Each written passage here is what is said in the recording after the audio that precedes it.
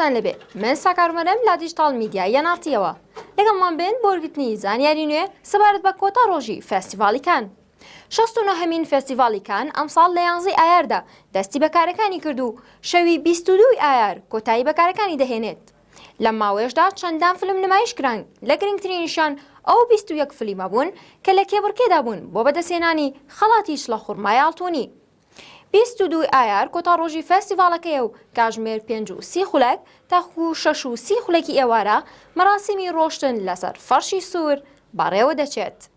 دوا بە دوایەوەش مەراسیمی کۆتایی فێستیڤاڵ لە 15 خولەکدا دەست بەکارەکانی دەکات.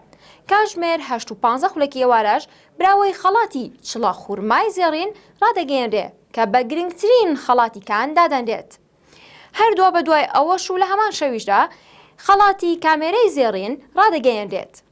لا کاژمێر 30 خولەکیشدا کۆنفرانسی هەواڵی دەستەی دادوەرانی 69مین فێستیڤاڵی کان بە سەرپەرشتی دەرهێنەری ئوسترالی جۆرج میلەر ئەنجام دەدرێت.